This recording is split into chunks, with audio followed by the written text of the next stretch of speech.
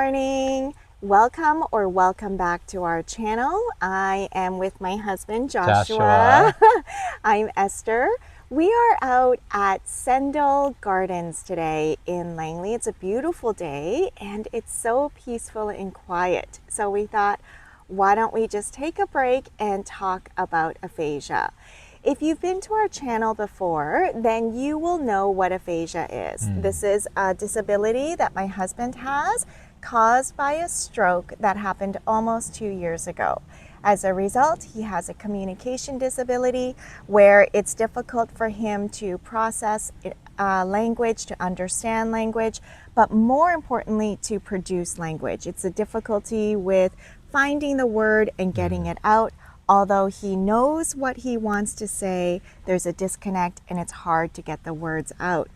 But I wanted to talk specifically about how aphasia affects our day to day, the little moments that you don't think about. And yeah, it's tough. It's tough. And these are just examples that just happened this morning, but it's become a part of our day-to-day, just our everyday lives. Aphasia not only impacts words, but it impacts numbers as well. Now, for my husband, he loves numbers. Like, that's his thing. In undergrad, he majored in education with a minor in math. And years later, he switched careers and he went back to school, studied accounting, and he was working as an accountant just up until the time he had his stroke, which was almost 2 years ago. But aphasia, it impacts his numbers. And this is just a small example. When we think about numbers, we think about, it impacts time and money. This morning, we were video chatting with our daughter. She's currently in Korea right now for the summer. And it was early in the morning. We were video chatting with her and we were talking about, time, like what time her flight is. And she said very clearly, the flight is at 6 o'clock. And then he said, 5 o'clock? And she said, no, 6 o'clock. And he said, oh, okay, 8 o'clock. And she said, no, it's at 6 o'clock. That's just one small example. When we talk about time, what time we're going to work, what time we're coming back from work, what time a flight is, what time the movie is, what time we need to leave to go meet someone or a doctor's appointment. These are things that keep coming up every single day in so many small moments throughout the day because time is very important and we have to communicate time. But it's very difficult. So what he hears and what he understands and what he says, there's a major disconnect here. So we have to be very, very specific. Sometimes we write it down and then it will register. Yeah. Writing numbers make me clear. That is clear time and clear number. So when we write the numbers, it's clear to you, easy to understand. Yeah. So, that's one of the tools, but it's not, if we have the time and if we have a pen and paper handy, then it is possible, but it's not always possible to do that, especially if it's an urgent situation or if you're in a rush. So that's one small example talking about time. Another thing about numbers is money.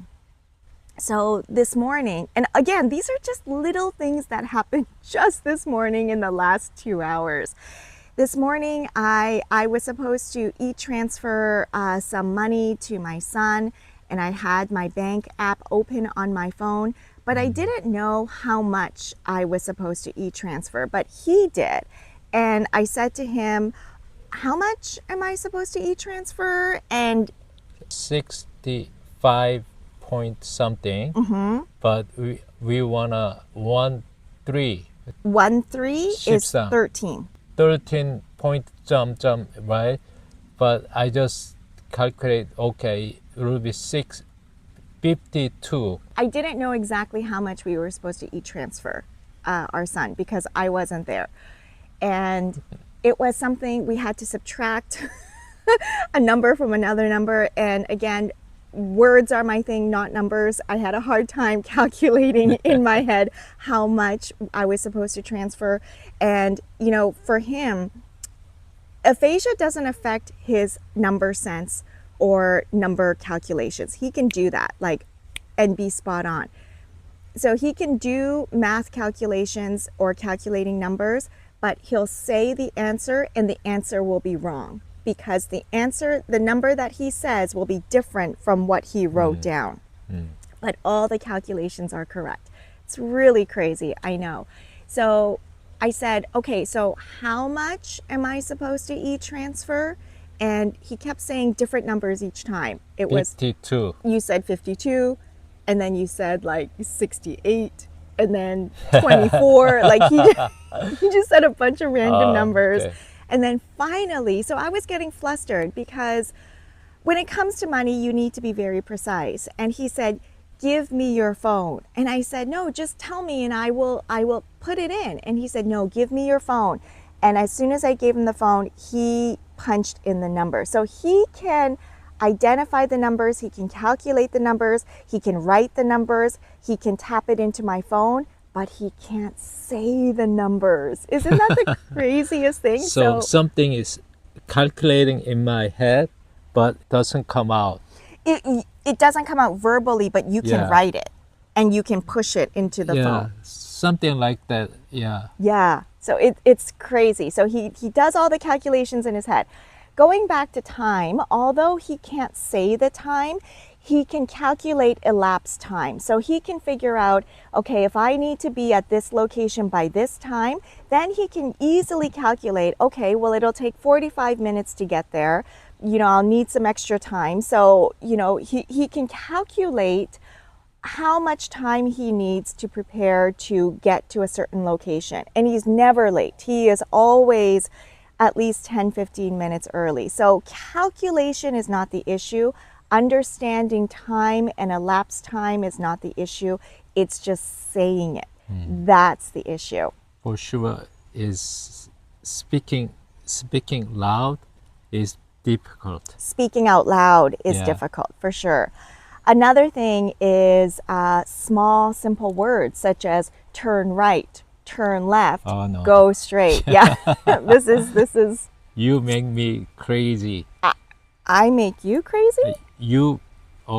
Or you. I made you crazy. You make me crazy. I don't make you crazy. Okay, so here's the thing. Right now, Joshua is unable to drive, so wherever we go, I drive. If we drive in local areas like grocery shopping or places that we're really familiar with, usually we don't have a problem. Usually. Right now in the city that we live in Surrey and Langley, there is a lot of construction. They're building a new SkyTrain that's going to extend into this part of the city. So you can imagine the road closures, the construction, the traffic. And for me, I'm just very used to going the way that I go. And whereas he's always thinking, what's the fastest, most efficient way of getting from A to B? So he's okay taking a different route if that'll be faster and more efficient. For me, I'm okay sitting in traffic as long as it's the most stress-free way of getting there. So as you can tell, we're very, very different in the way that we drive. And for the past 2 years, I've had to drive, you know, everywhere that we go. And, you know, I always turn on the GPS, but sometimes he doesn't like listening to the GPS because he feels that there's a more efficient way to go. So he will say, no. You know, for example, the GPS, as we were coming here today, it said turn left. So I'm ready to turn left. He said, no, go straight, right? And so he will take me on a different route. And he knows in his mind where he wants to go and how to get there. But here's the problem. The aphasia prevents him from giving me clear, direct instructions. So in his mind, he wants me to turn right. But instead, he says, go straight. So I'm just going straight. And then all of a sudden, he'll start yelling, turn, go straight, go straight. And I'm like, I am going straight. But what he means to say is, turn right. This happens every single time. where he gives me instructions, but the wrong words come out of his mouth. So aphasia is, yes, it's the inability to find the words, but in his mind, he has all these words floating around. Turn right, turn left, go straight, but he gets them all mixed up. So I guess this is progress because, about a month after his stroke, he didn't even have those words, right, left, straight, stop. He didn't even have those words. Now he has the words, which is huge progress, and we're happy with that. But he gets them mixed up, and it leads to extremely stressful situations for me as the driver, and I get upset, and he gets frustrated. And it can be a very potentially dangerous situation, especially when you're driving. How do we get around this? Well, first, we started taking public transportation. Yeah. So we take the bus. So whenever we go into the city or go on an adventure, if we've got lots of time, then we'll take public transportation. And it's so much easier and stress-free that way. Sometimes we've asked Joshua to sit at the back and not say anything. Or if one of our daughters is with us, they'll sit at the front, and then they'll, if I'm going to an unknown place, then they'll help me navigate. And then, Joshua sits at the back, and it's hard for him not to say anything. It's hard for him to bite his tongue and not say anything, but he does. And he's gotten so much better with that, because this has been one of our number one day-to-day stressors, driving and directions in aphasia. Another thing is he mixes up our names. So he's able to say our names. We've got 3 kids, Jennifer, Justin, and Bethany, but he'll say 2 or 3 different names until he gets to the person he wants to talk about. We came to this park, and there's a really nice gazebo out at the front, and there was a sign saying that this afternoon at 12 o'clock, this gazebo is closed because there is a wedding. And I said, oh, wow, I didn't know they have weddings here. This would be such a great, quiet, quaint place to have a small outdoor wedding. What he wanted to say was, this will be a great place for our daughter Jennifer to get married. She's not getting married anytime soon, but he just said that. It would be a great place for Jennifer to get married. This possibly one of the, it is a good place, maybe. Yeah, he wanted to say, if Jennifer, our oldest daughter, this would be a great place for her to get married. But then he said, oh, this will be a great place for Bethany to get married. Bethany's 19 years old. And then I said, Bethany? And he said, no, Justin and Bethany. You want Justin and Bethany to get married? Oh, no, Justin and Jennifer. You want Justin and Jennifer to get married? Again, these little conversations and misunderstandings, it's not the end of the world. It's not a big deal, but they happen every day, so many times a day. And these are just some examples. But when it comes to time, when it comes to money, or really important things, or dates, that's really important. One time, this happened almost 2 years ago, and it really made me so sad. We were calling Service Canada. I think it was my son or my daughter was calling Service Canada, and they said, I'm calling on behalf of my dad. He has aphasia, but we need to get these forms prepared for him. And the person on the phone said, well, I need to talk to him directly. And we said, he has aphasia. And they said, well, I don't know if they knew exactly what aphasia was, but they insisted that they needed to talk to him. They couldn't have someone else talking for him. And so they put him on the phone, and the person needed to verify that he was who he was. So they asked for his name, and by that point he could say his name. And then they asked for his birthday, and he had a really hard time saying his birthday, and he struggled, and that's another number. That's another number, Yeah. for sure. And then they wanted his social insurance number. And of course he knows his social insurance number, but he couldn't say it. And so I think my daughter was beside him, saying each number aloud so that he can hear and repeat. And then finally the Service Canada agent said, yeah, okay, yeah, this is not going to work. Because I don't think she believed that he was who he said he was. And so we had to end the call. And then I think the next day I ended up calling and explaining the situation. And, you know, we had him practice, the kids had him practice over and over again his name, his birthday, his social insurance number. So those are some of the major hurdles we had to face at the very beginning.